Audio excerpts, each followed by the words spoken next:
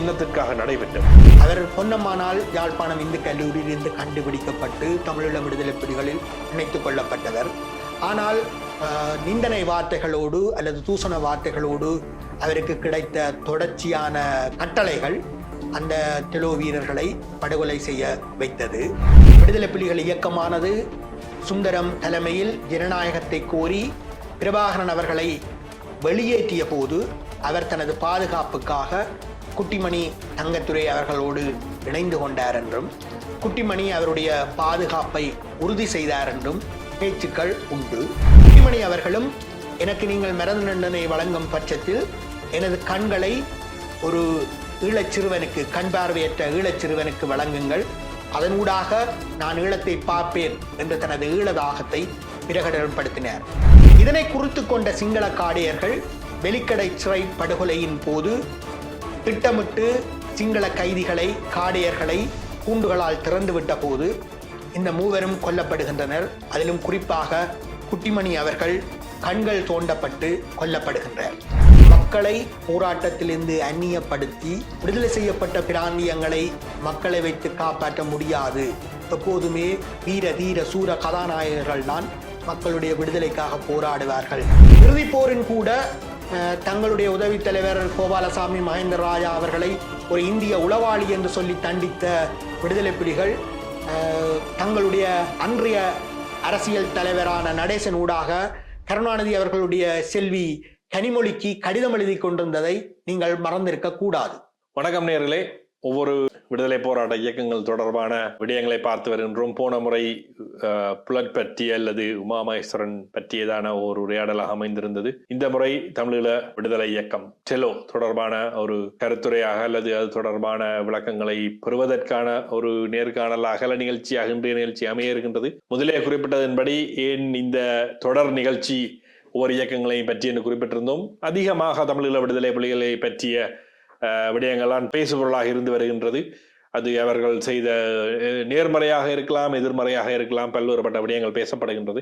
மற்ற இயக்கங்கள் என்ன, எவ்வாறு ஆரம்பிக்கப்பட்டன, எவ்வாறு இயங்கின, என்ன விடயங்களை செய்தன, அதில் இருந்த சாதக பாதகங்கள், நேர்மறை எதிர்மறை போன்ற விடயங்களை பற்றி பேசுவதற்கு தான் இந்த தொடராக இந்த நிகழ்ச்சிகளை செய்கின்றோம். இன்று அந்த வகையில் முதலே குறிப்பிட்டதன்படி தமிழீழ விடுதலை இயக்கம், அதனுடைய ஆரம்பம், அதில் முக்கியமான இயங்கியவர்கள், இன்று அந்த இயக்கம் எந்த நிலையை வந்து அடைந்திருக்கின்றது போன்ற பல்வேறுபட்ட விடயங்களை பேசுவதற்காக அரசியல் ஆய்வாளர் அருள் அவர்கள் நம்முடன் இணைந்திருக்கின்றார். வணக்கம் அருளன. வணக்கம் தம்பி. டெலோ எங்கிருந்து ஆரம்பிக்கப்பட்டது, இன்று எங்கு வந்திருக்கின்றது? சமூகம் வர்க்கங்களாக பிளவுண்டுள்ளது. ஒவ்வொரு வர்க்கமும் தனக்குரிய அரசியல் தலைமையை உருவாக்கும் என்றுதான் அரசியல் விஞ்ஞானம் இயம்புகின்றது. இதன் அடிப்படையில் நீங்கள் கேட்க வேண்டிய உடனடி கேள்வி, டெலோ எந்த வர்க்கத்தின் பிரதிநிதி என்பது. இந்த கேள்வி ஏன் எழுகின்றது என்றால், எல்லோரும் சொல்லி செல்வது போல இந்த ஈழ விடுதலை போராட்டம் ஆரம்பிக்கப்பட்ட போது எல்லா இயக்கங்களும் ஒரு இடதுசாரி சாயலை அல்லது இடதுசாரி சார்பு தங்களுக்கு இருப்பதாக சொல்லிக் கொண்டார்கள். விடுதலை புலிகள் கூட சோசலிச தமிழீழத்தை நோக்கி என்று புத்தகம் வெளியிட்டார்கள். பின்பு உங்களுடைய சோசலிசம் எப்படிப்பட்ட சோசலிசம் என்று பாலசிங்கத்தை கேட்டபோது, மதியூகி பாலசிங்கத்தை கேட்டபோது அது டிட்டோ சோசலிசம் என்று பதிலளித்தார். இப்படியான காலகட்டத்தில் கூட மறந்தும் கூட டெலோ ஒரு தனது இடது சார்பை வெளிப்படுத்தியதில்லை.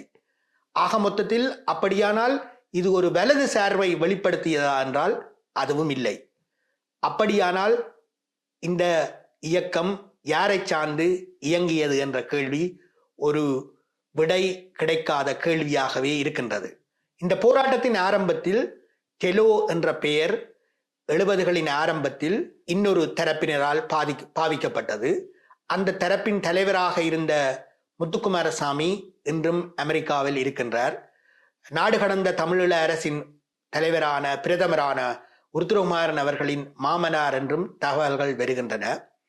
அதுபோல இன்றும் அரசியல் அரங்கில் இயங்கிக் கொண்டிருக்கும் டெலோ அமைப்பை திம்பு பேச்சுவார்த்தைகளில் பிரதித்துவப்படுத்திய சார்ல்ஸ் அந்தோனிதாஸ் அவர்களும் இந்த பழைய டெலோவில் இணைந்து செயற்பட்டார் என்பது வரலாறு. இதற்கான ஆதாரங்களும் வாசிக்க வேண்டிய விடயங்களும் ஈழப் போராட்டத்தில் எனது சாட்சியம் என்ற பெயரில் வெளியான இளைஞர் பேரவை செயற்பாட்டாளரும் தொடர்ந்த இபிஆர்எல்எஃபின் ஒரு வெளிநாட்டு அலுவல்கள் அமைச்சர் போன்று செயற்பட்டவருமான தோழர் புஷ்பராஜா அல்லது அன்னர் புஷ்பராஜாவின் சாட்சியத்தில் உண்டு. ஆக மொத்தத்தில் மேலதிக விவரங்கள் அதில் கிடைப்பதனால் அதற்குள் நாங்கள் செல்ல விரும்பவில்லை. இந்த கெலுவுக்கு தமிழீழ விடுதலை இயக்கம், அதாவது தங்கத்துரை, ஜெகன், குட்டிமணி அவர்களால் தொடக்கப்பட்டதாக சொல்லப்படும் கெலு இயக்கத்தை பற்றி பேச வரும்போது கணேச ஐயருடைய குறிப்புகளின்படி அந்த தொடக்கமானது கடத்தலா விடுதலையா என்ற ஒரு அல்லாட்டத்தையே காண்பிக்கின்றது. அதனைத் தொடர்ந்து இந்த விடுதலை புலிகள் இயக்கமானது சுந்தரம் தலைமையில் ஜனநாயகத்தை கோரி பிரபாகரன் அவர்களை வெளியேற்றிய போது அவர் தனது பாதுகாப்புக்காக குட்டிமணி தங்கத்துரை அவர்களோடு இணைந்து கொண்டார் என்றும், குட்டிமணி அவருடைய பாதுகாப்பை உறுதி செய்தார் என்றும் பேச்சுக்கள் உண்டு. அதன் நீட்சியாக பிரபாகரன் அவர்கள் மீது ஒரு பெருங்குற்றச்சாட்டும் உண்டு. அதாவது தங்கத்துரை, ஜெகன், குட்டிமணி அவர்கள் மறைந்திருந்த இடம் அவருக்கு மட்டும்தான் தெரியும் என்றும் ஒரு சர்ச்சை எப்போதும் கிளப்பப்பட்டு வந்தது. இதன் பின்பு நீதிமன்றத்தில் இந்த 3 பேரும், தங்கத்துரை அண்ணா, குட்டிமணி அண்ணா, ஜெகன் போன்றோர் நிறுத்தப்பட்ட போது தங்கத்துரை அவர்கள் ஒரு மிக புகழ்பெற்ற ஒரு அரசியல் எதுவிதம் கியூப விடுதலை போராட்ட தலைவரான பிடல் காஸ்ட்ரோ வரலாறு என்னை விடுதலை செய்யும் என்ற தலைப்பில் உரை நிகழ்த்தினாரோ அதுபோல நாங்கள் வன்முறை மீது காதல் கொண்ட மனநோயாளிகள் அல்ல என்ற தலைப்பில் ஈழ விடுதலைக்கான நியாயத்தை அவர் நீதிமன்றில் அம்பலப்படுத்தினார். குட்டிமணி அவர்களும் எனக்கு நீங்கள் மரண தண்டனை வழங்கும் பட்சத்தில் எனது கண்களை ஒரு ஈழச் சிறுவனுக்கு, கண் பார்வையற்ற ஈழச் சிறுவனுக்கு வழங்குங்கள், அதனூடாக நான் ஈழத்தை பார்ப்பேன் என்ற தனது ஈழதாகத்தை பிரகடனப்படுத்தினார். அதுபோல ஜெகன் அவர்களின் உரையும் ஒரு அரசியல் சாராம்சம் கொண்டதாக இருந்தது என்பதனை மறக்க முடியாது. இதனை குறித்து கொண்ட சிங்கள காடையர்கள் வெலிக்கடை சிறை படுகொலையின் போது திட்டமிட்டு சிங்கள கைதிகளை, காடையர்களை கூண்டுகளால் திறந்துவிட்ட போது இந்த 3 கொல்லப்படுகின்றனர். அதிலும் குறிப்பாக குட்டிமணி அவர்கள் கண்கள் தோண்டப்பட்டு கொல்லப்படுகின்றார். இந்த இடைக்காலத்தில் விடுதலை புலிகள், தமிழீழ விடுதலை புலிகள் என்ற பெயரில் மீண்டும் செயற்பட, குறிப்பாக மகேந்திர ராஜா என்று அழைக்கப்பட்ட மாத்தேயா அவர்களின் முயற்சியால் தமிழீழ விடுதலை புலிகள் மீண்டும் தங்களுடைய லட்சணையோடு, தங்களுடைய பதாகையோடு செயற்பட தொடங்கி விட்டார்கள். இந்த காலகட்டத்தில் விடுதலை புலிகளின் தலைவராக மாறிய பிரபாகரன் அவர்கள் அங்கிருந்து வெளியேறி வந்து விடுதலை புலிகளுடன் இணைந்து மீண்டும் செயற்படுகிறார்கள் இல்லையா? அதற்கு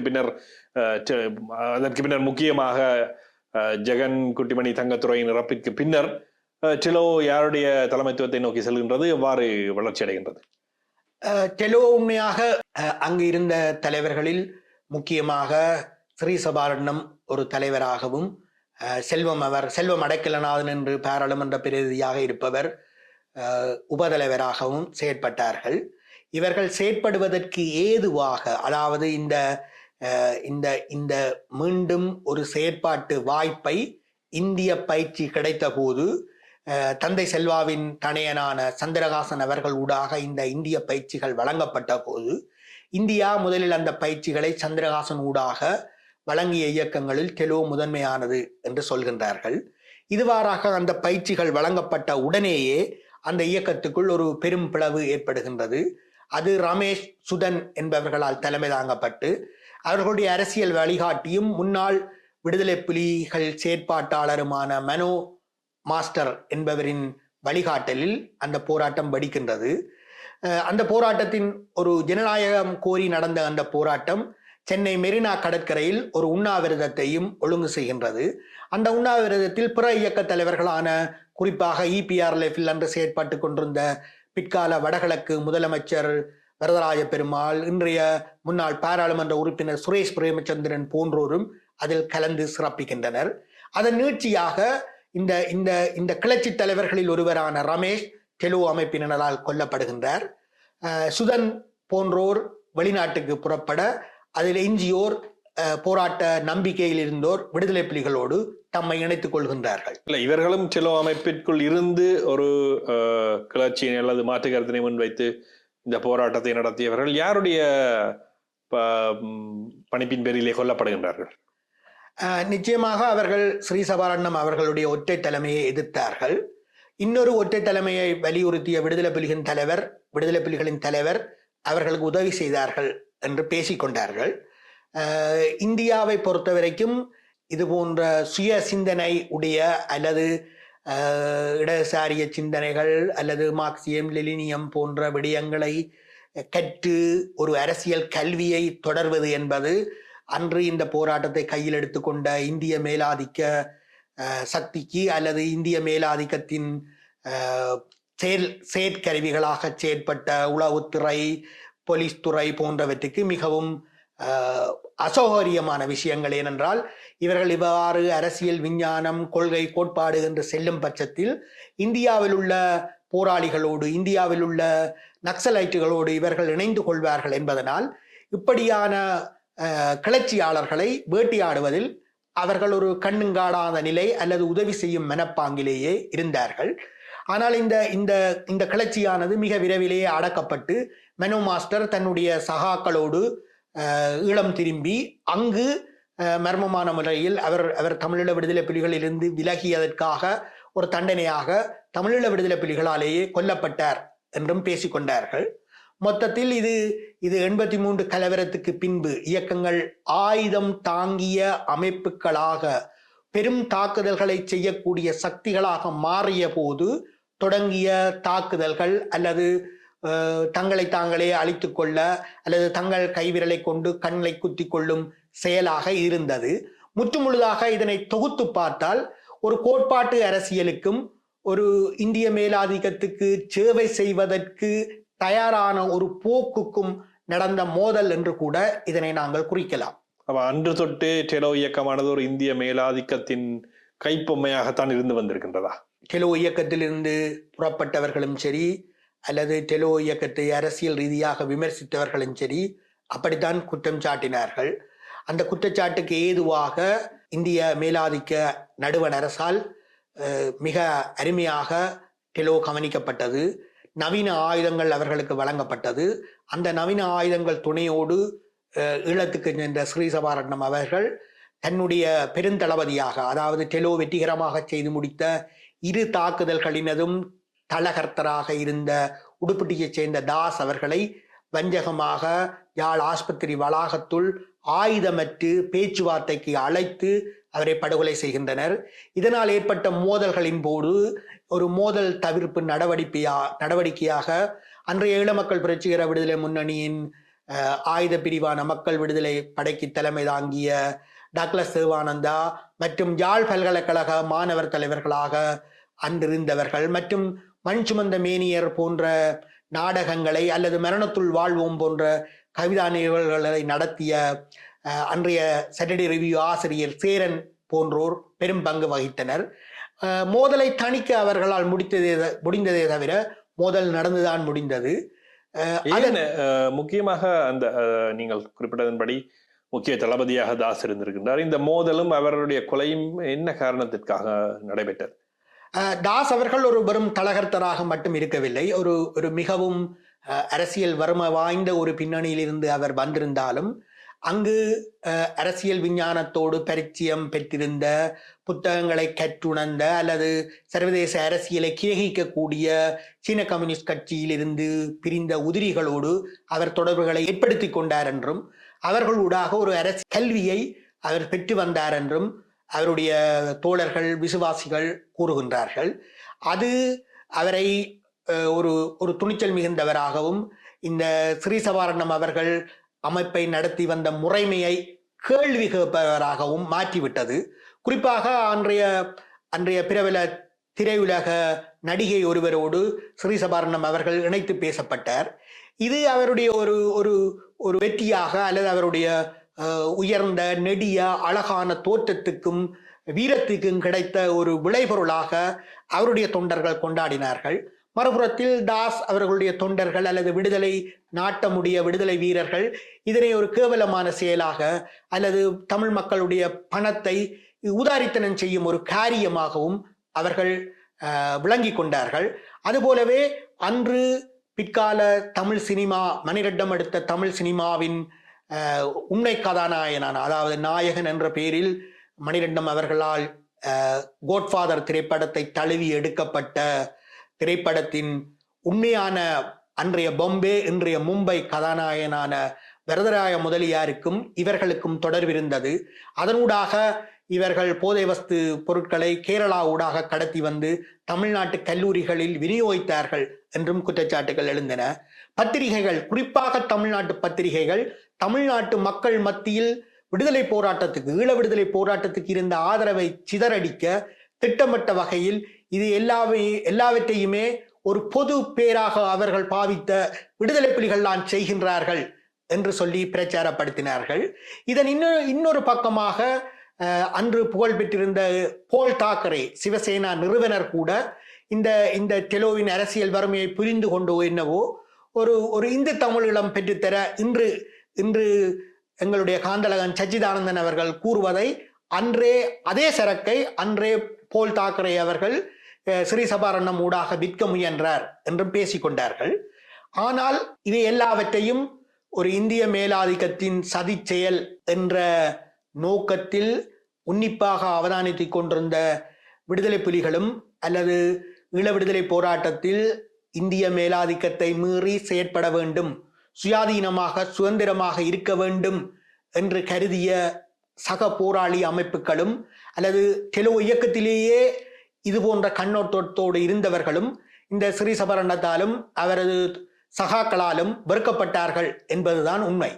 இதில் முக்கியமாக இந்திய மேலாதிக்கத்துடன் இவ்வளவு நெருக்கமாக அல்லது கைப்பொம்மையாக இவர்கள் இருந்திருக்கின்றார்கள் என்ற ஒரு குற்றச்சாட்டு இருக்கின்றது. அத்தோடு திமுக அல்லது கருணாநிதிக்கு மிக நெருக்கமாக டெலோவும் ஸ்ரீ சபாரத்னவும் இருந்தார்கள் என்று கூட சொல்லுவார்கள்.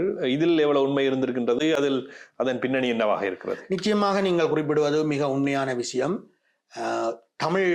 தமிழ் மக்களுடைய தலைவர் யார் என்பதில் அங்கு பெரும் போராட்டமே நடந்தது.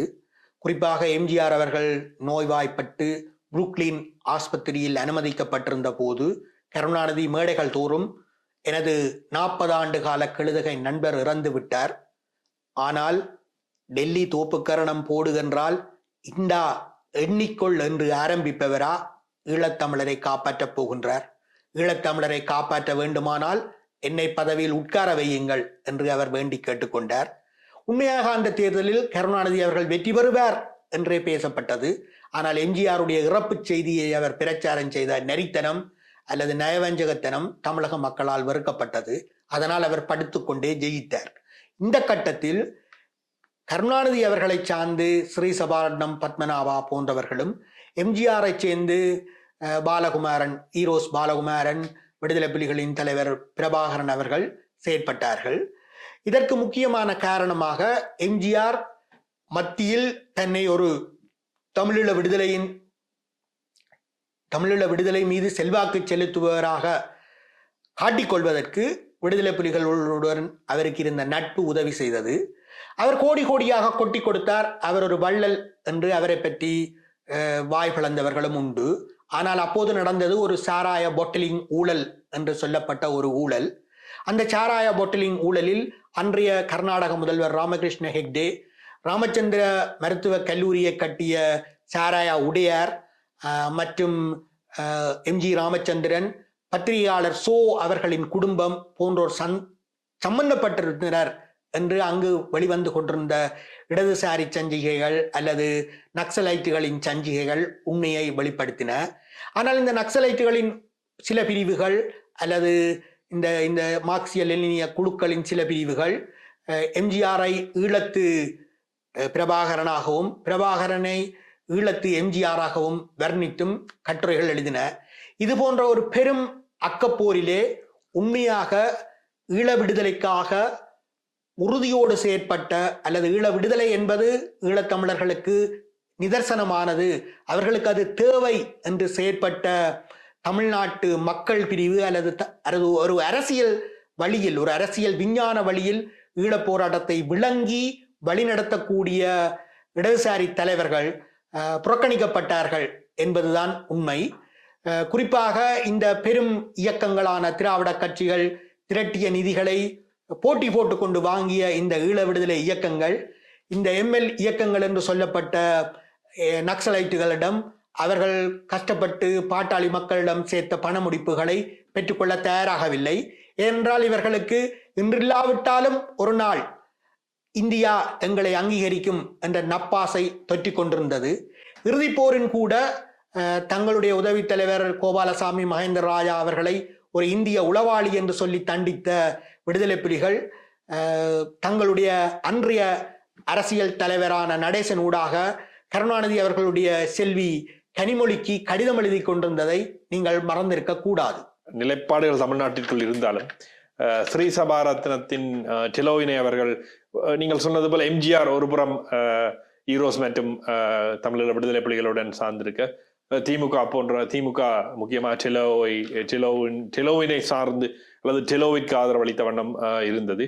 பின்னர் ஈழத்தில் இது என்ன மாதிரியான தாக்கங்களை ஏற்படுத்தி அன்றைய காலகட்டத்தில் தாஸின் கொலைக்கு பிறகு ஸ்ரீ சபாரத்னத்திற்கு இந்திய அரசு ஆயுதங்களை அதிகமாக வழங்கியது போன்ற விடயங்கள் பகிரப்பட்டது. இது எவ்வாறான முருகல் விடுதலை புலிகளுக்கும் டிலோவிற்கும் இடையில் ஏற்படுத்தியது? விடுதலை புலிகள் நிச்சயமாக இந்திய மேலாதிக்கத்தின் கைக்கூலியாக டெலோ செயற்பட போகின்றது, தங்களை அழித்துவிடப் போகின்றது என்று அஞ்சியதாக சொல்லப்பட்டது. ஆனால் விடுதலை புலிகள் இந்த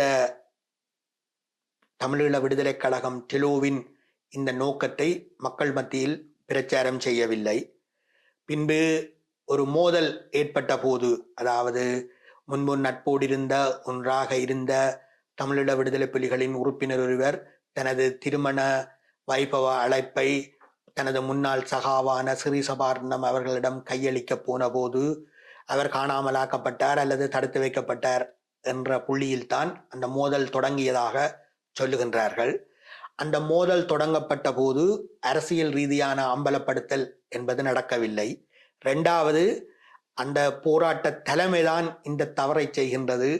தொண்டர்களுக்கும் இந்த தவற்றுக்கும் சம்பந்தம் இல்லை. அந்த தொண்டர்கள் விடுதலை போராட்டத்துக்காக இயங்க, விடுதலை லட்சியத்துக்காக இயங்க வீட்டை துறந்து வந்தவர்கள் என்ற நியாயம் மறக்கப்பட்டது. ஒரு அச்சத்துக்கு பதிலாக அச்சத்தை விதைப்பது என்ற குருட்டு நம்பிக்கையில் தெருவாக அந்த அப்பாவி டெலோ போராளிகள் சுட்டுக் கொல்லப்பட்டு டயர் போட்டு எரிக்கப்பட்டார்கள். இது தமிழீழ விடுதலை போராட்டத்தின் ஜனநாயக மறுப்பு குரூர பக்கங்களின் ஒரு கொடூர அத்தியாயத்தையும், மக்களை போராட்டத்திலிருந்து அந்நியப்படுத்தி விடுதலை செய்யப்பட்ட பிராந்தியங்களை மக்களை வைத்து காப்பாற்ற முடியாது, எப்போதுமே வீர தீர சூர கதாநாயகர்கள் தான் மக்களுடைய விடுதலைக்காக போராடுவார்கள் என்ற முரட்டு நம்பிக்கையையும் ஏற்படுத்தியது. இதனை விட கொடுமையான நகைச்சுவை என்னவென்றால், ஸ்ரீ சபாரத்னம் இறுதியாக ஒரு பொய்லை தோட்டத்துக்குள் ஒளிந்திருந்தார். அவரை சுற்றி வளைத்த விடுதலை புலிகளின் தளபதி கிட்டுவிடம் நாங்கள் பேசி தீர்ப்போம் என்று அவர் மன்றாடினார். ஆனால் அந்த மன்றாட்டத்துக்கு செவி சாய்க்காமல் ஸ்ரீ சபாரத்னம் சுட்டுக் கொல்லப்பட்டார். அதுபோல பல டெலோ தொண்டர்கள் அன்றைய சாவச்சேரி தளபதியான கேடில்ஸால் சுற்றி வளைத்து பிடிக்கப்பட்டனர். கேடில்ஸ் ஒரு யாழ் இந்து கல்லூரி மாணவர் என்ற முறையிலும் ஒரு சொபிஸ்டிகேட்டட் மனநிலையில் இருந்தார். இதை எல்லோரையும் சுட்டுக் கொள்வது என்பது தங்களது இயக்கத்துக்கு ஒரு தங்களுடைய இயக்க பெயரை கெடுத்துவிடும் என்று அவர் அஞ்சினார். அவர் பொன்னம்மானால் யாழ்ப்பாணம் இந்து கல்லூரியில் இருந்து கண்டுபிடிக்கப்பட்டு தமிழீழ விடுதலை புலிகளில் இணைத்துக் கொள்ளப்பட்டவர். ஆனால் நிந்தனை வார்த்தைகளோடு அல்லது தூசண வார்த்தைகளோடு அவருக்கு கிடைத்த தொடர்ச்சியான கட்டளைகள் அந்த டெலோ வீரர்களை படுகொலை செய்ய வைத்தது. இதனூடாக ஐக்கியமும் போராட்டமும் என்ற போராட்ட வழிமுறைக்கு ஒரு சவப்பட்டிக்கு ஆணி அறைந்தது போல அறையப்பட்டது என்று அரசியல் விமர்சகர்களால் விமர்சிக்கப்பட்டது. ஆனால் இதில் மிக முரண்டகை அல்லது அல்லது அல்லது மிக மோசமான நகைச்சுவை என்னவென்றால், விடுதலை புலிகள் பேச்சுவார்த்தைக்கு போன 2001-2000 காலப்பகுதியில் மீண்டும் அதுவரை இந்திய அமைதிப்படையோடு கைகோத்தும் இலங்கை இராணுவத்தோடு கைகூத்தும் இயங்கிய செல்வம் அடைக்கலநாதன் தலைமையிலான தமிழீழ மக்கள் விடுதலை கழகம் மீண்டும் தமிழ் தேசிய கூட்டமைப்பில் இணைக்கப்படுகின்றது. தமிழ் தேசிய கூட்டமைப்பில் இணைக்கப்பட்ட போது பாராளுமன்றத்தை போர்க்களமாக்குவோம் என்ற முழக்கத்துடன் செல்வம் அடைக்கலநாதன் பாராளுமன்றம் சென்றார். இல்லை, அதற்கு என்ன காரணமாக இருந்திருக்கின்றது? ஏன், என்ன அடிப்படையில் இது அதாவது மிக மோசமாக நீங்க சொன்னது போல குற்றச்சாட்டு வைப்பது, பெருமளவாக குற்றச்சாட்டு வைக்கப்பட்டு கொண்டு வருவது, இந்த டெலோ மீதான தாக்குதலும் பல இளைஞர்களும் பலரும் படுகொலை செய்யப்பட்ட இந்த விடயமும், அதற்கு பின்னால் இவர்கள் இருவரும் இணைவதற்கான புள்ளி எதுவாக இருந்திருக்கின்றது? சர்வதேச அங்கீகாரம் வேண்டுமென்றால் பன்முகத்தன்மை என்ற புளூரலிசத்தை நீங்கள் காட்ட வேண்டும் என்று விடுதலை புலிகளுக்கு நிபந்தனை விதிக்கப்பட்டதாக சொன்னார்கள். அப்போது வெளிநாடுகளில் இருந்து புலிகளின் பேச்சுவார்த்தைகளை இயங்கிக் கொண்டிருந்த குழுவினர் டெலோவோடு பேச்சுவார்த்தைகளை ஆரம்பித்து டெலோவை இந்த தமிழ் தேசிய கூட்டமைப்பில் இணைக்க முயற்சித்தார்கள். செல்வம் அடைக்கலநாதனும் தனக்கு தமிழீழம் கிடைத்தாலும் ஒரு பதவி கிடைக்கும், தன் தவறுகளுக்கு மன்னிப்பு கிடைக்கும், நானும் ஒரு மக்கள் பிரதிநிதியாக தொடரலாம் என்ற நம்பிக்கையிலோ என்னவோ அதனை செயல்படுத்தினார். அப்போது அவர் என்னுடைய தலைவர் ஸ்ரீசபானந்தத்தை நீ ஏன் கொன்றாய், என்னுடைய தொண்டர்களை ஏன் டயர் போட்டு எரித்தாய் என்ற ஆத்மபூர்வமான கேள்வியை அவர் எழுப்பவில்லை. அதுபோல விடுதலை புலிகளும் இவ்வளவு பெரிய தண்டனைகளை வழங்கிய அல்லது தாங்கள் மிகப்பெரிய தண்டனைகளை வழங்கிய அந்த இயக்கத்தின் உபதலைவரை எதுவிதம் மன்னித்தோம் என்பது பற்றி மூச்சும் விடவில்லை. அதுவே தமிழ் மக்களுடைய ஒரு பெரும் கேள்வியாக இன்று வரை நிலவுகின்றது. இல்லை, இறுதியாக இதில் சில இன்னொரு விஷயத்தை முக்கியமாக பார்க்க வேண்டும். பல்வேறுபட்ட கொலைகள் ஒவ்வொரு இயக்கங்களுக்கும் நடந்திருக்கின்றது. அதில் சில டெலோவினுடைய உறுப்பினர்களே சொல்லுகின்ற ஒரு விடயம், பாராளுமன்ற உறுப்பினராக இருந்த தர்மலிங்கத்தினுடைய எம்பி தர்மலிங்கத்தினுடைய கொலை. இந்த கொலை என்னத்திற்கு நடைபெற்றது? டெலோ இயக்கம் தான் அந்த கொலையை நடத்தியிருக்கின்றது. அதுவும் அவர்களுடைய ஒபிஷியலாக அவர்களால் அதாவது அவர்களுடைய தலைமையிடம் இருந்து வந்த அறிவித்தலின் அடிப்படையில் செய்யப்பட்ட கொலை என்று. இந்த கொலை என்னத்திற்காக நடைபெற்றது? மிக அருமையான கேள்வி, கேட்கப்பட வேண்டிய கேள்வி, குறித்து வைக்கப்பட வேண்டிய ஒரு வரலாற்று முக்கியத்துவம் வாய்ந்த விடயம். இந்த தமிழர் விடுதலை கூட்டணி, தமிழரசு கட்சி, தமிழ் காங்கிரஸ் போன்ற இந்த வலதுசாரி கட்சிகளுக்குள்ளும் ஒரு இடது சாய்வு கொண்ட அல்லது ஒரு இடதுசாரி பாரம்பரியம் கொண்ட தலைவர்கள் இருந்தார்கள். அதில் குறிப்பாக தர்மலிங்கம் அவர்களை குறிப்பிட வேண்டும். அவர் முக்கியமாக அன்று இருந்த இலங்கை சோவியத் நட்புறவு கழகத்தின் தலைவராகவும் இருந்தவர். எல்லை காந்தி என்று அழைக்கப்பட்ட கபர்கான் காந்தி அல்லது இலங்கையில் LSSP தலைவர்கள் போல ஒரு நிலச்சீர்திருத்தத்தை தானே முன்வந்து செய்தவர். தனது நிலங்களை, தனது அதிகரித்து காணப்பட்ட தனது நிலங்களை மக்களுக்கு பிரித்து கொடுத்தவர். இது போன்ற பல்வேறு செயற்பாடுகளால் அவர் மக்கள் மத்தியில் ஒரு உண்மையான மக்கள் சேவகர், அதாவது பிழைப்புக்காக அரசியலுக்கு வராதவர், ஒரு சேவை செய்ய, மக்களின் நிலையை மேம்படுத்த, தனது சமூகத்தை மேம்படுத்த அரசியலுக்கு வந்தவர் என்று எல்லோராலும் மதிக்கப்பட்டவர். அவருடைய எண்ணங்களின்படி இந்திய மேலாதிக்கத்தை இலங்கைக்குள் அனுமதிப்பது என்பது தற்கொலைக்கு சமானமானது. அவரை பொறுத்தவரையில் இந்த பிரச்சனை எவ்வளவுதான் உக்கிரம் பெற்றாலும் சிங்கள முற்போக்கு சக்திகளோடும் சிங்கள மக்கள் மத்தியில் செயற்படும், புதிதாக செயற்படும் மாணவர்களோடு அல்லது இளைஞர்கள் சக்திகளோடு பேசி இந்த விவகாரத்தை தீர்க்க வேண்டும்.